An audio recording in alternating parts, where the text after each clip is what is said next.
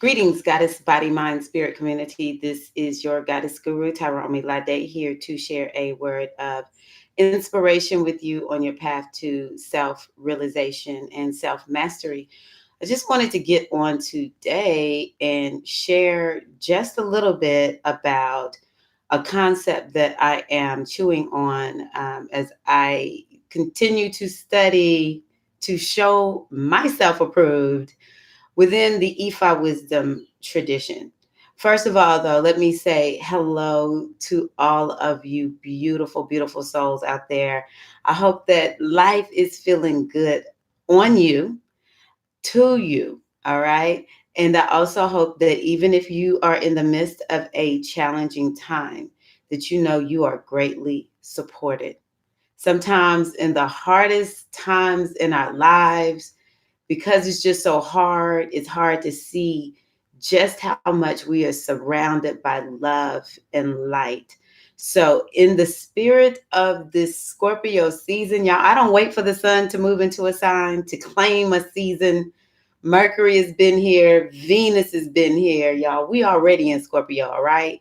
So, in the spirit of Scorpio, I encourage you to open yourself up to your healing, to surrender into the sweet arms of our mother Oya, and to know that this too shall pass. Now, what I want to talk to you about today is something that I've been reading in one of our Kuhn's books. Anytime you want to look at a book, want a book recommendation from me within the Ifa tradition, I do recommend our Kuhn's books. And what is the name of it? Egbe, Egbe, Pele. Egbe, EGBEIWAPELE.com. You can order books there. You don't even pay shipping, it's included. Very reasonable price. But this particular book, which actually isn't on his website, these books, I don't know like where you get these books from, but these are on the Orisha specifically. And I was reading the one about Yemanja. And one of the things that it talked about is how we all have a destiny that we're born with. And I believe that we have a purpose and a mission. All right. The destiny is tied up into purpose and mission. And the ultimate for us being here in this reality is to know the truth of who and what we are. I continue to say, I don't know what folk think Ifa is about, but Ifa is about knowing the truth of who and what you are, living fully in the present moment, not lying, not succumbing to the world saying, hey, you're wrong for being who and what you are, but saying, you know what, I unabashedly and unapologetically live my truth and loving every piece of it. I don't need your stamp of approval on me, world. As well as mastering our gifts, our talents, and also this deep, profound, wisdom tradition of Ifa is all about helping us to understand the lessons that we've come here to master. All right. So let's just make sure we're all on the same sheet of music. All right. There's a lot of magic. There's a lot of overcoming in Ifa, but the ultimate overcoming in magic lies in knowing who you are.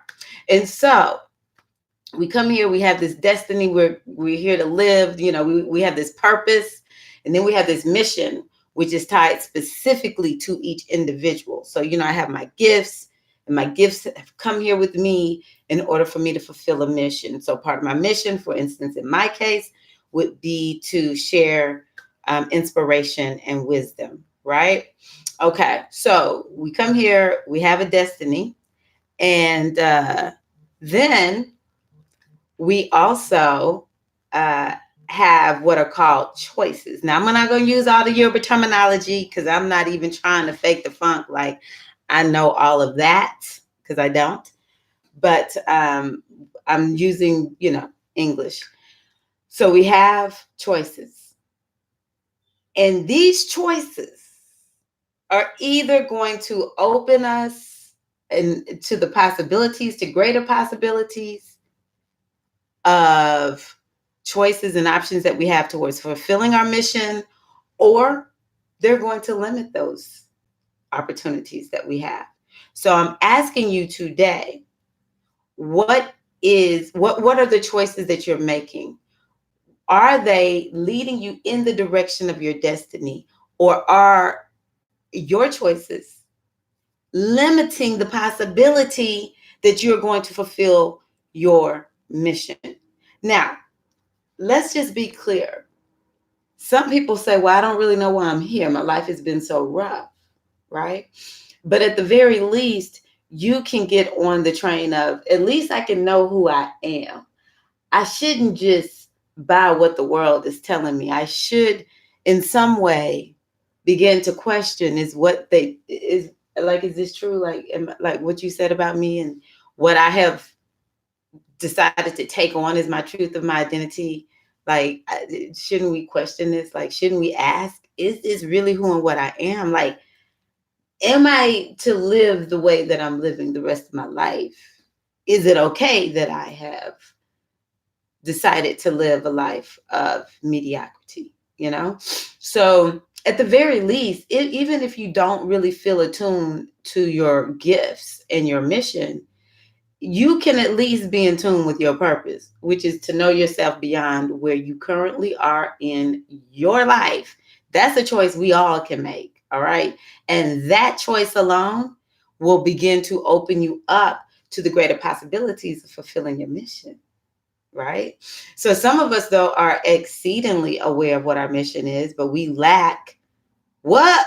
Iwa Now, folks have been saying Iwa isn't necessarily translated to mean exactly good character. But you know what? I've been writing the good character Iwa definition for years, and it's working for me. So I'm going to stick with it.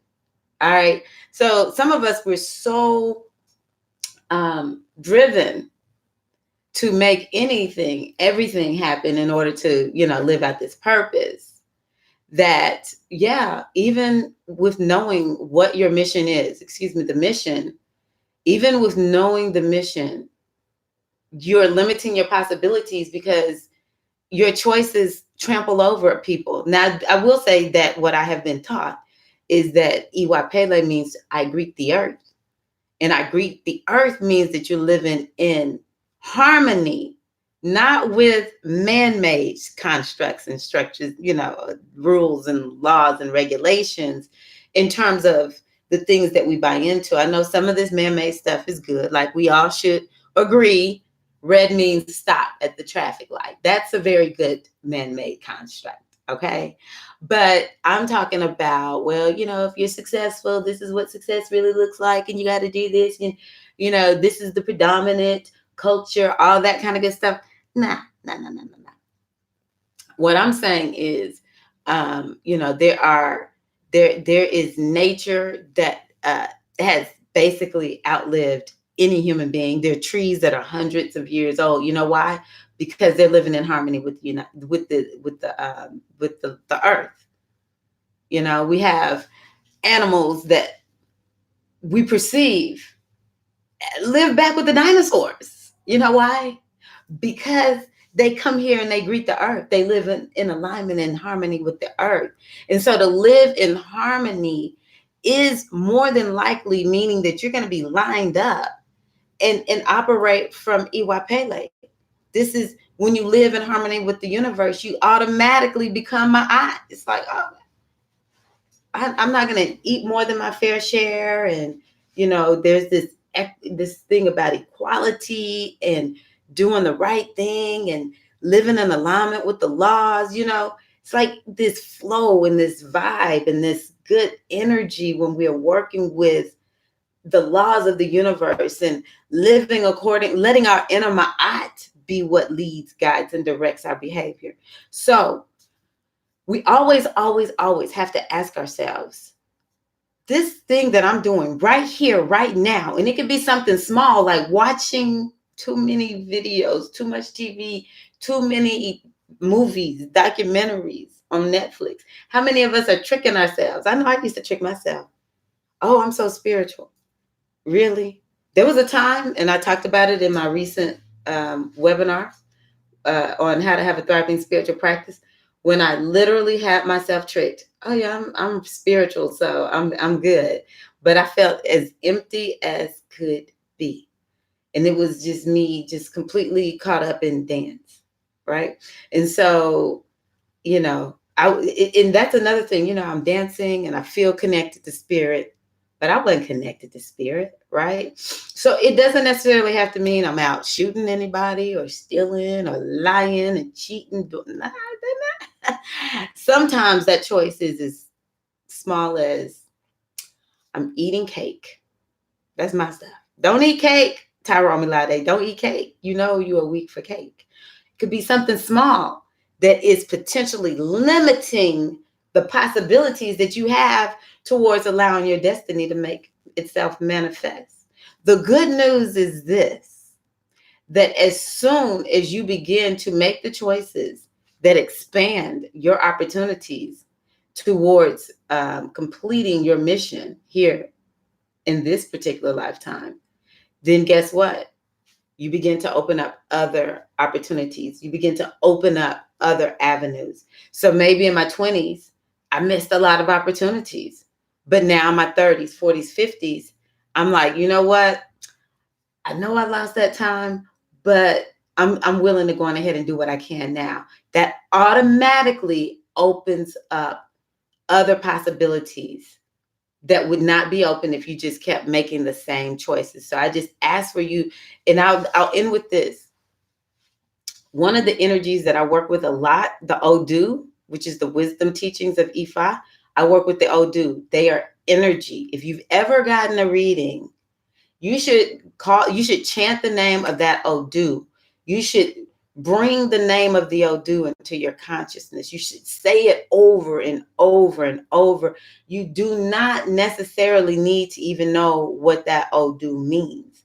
But that Odu it's an energy matrix that will open itself up inside of you, and it will begin to operate. Its wisdom and energy will begin to operate in your life and lead, guide, and direct you. And so one of the Odu that I get anytime I go to the Oracle is Obara. Obara is one of the Odu through which Shango, which I also refer to as Haru, speaks through. And what I'm learning about Shango Haru, the power of Shango Haru, is number one, Shango Haru is in you, is in me. This is not some energy that's out there. Some people initiated in Shango. Shango is their father, but Batala is my father. Well, you know what? Shango is in you too. And just because Shango might be my father, Batala is in me too, right? So Shango is in all of us. It's a faculty that we have within us.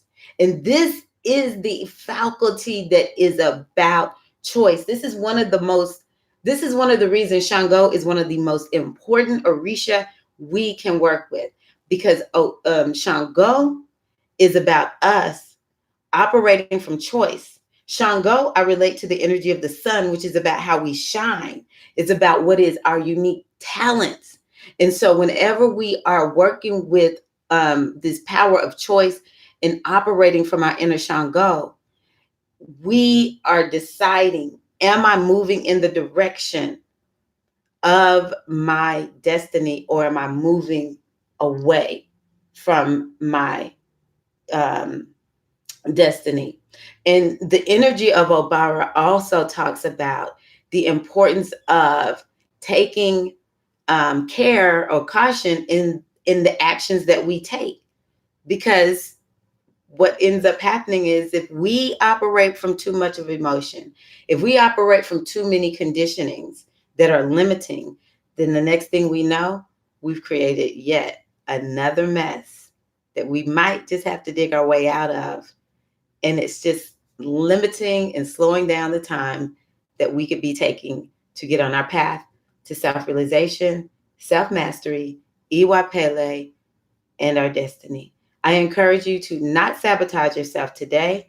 I encourage you to make choices that expand the possibilities, and at the very least, reject what the world says is for you, and open yourself up to the possibility of your Ori showing you your destiny and guiding you in that direction. This is Tyra Omilade, thanking you all for your time today. I wish you an amazing week. And also, as we enter into Scorpio full on with the sun going there, hey, y'all, open yourself up to transformation.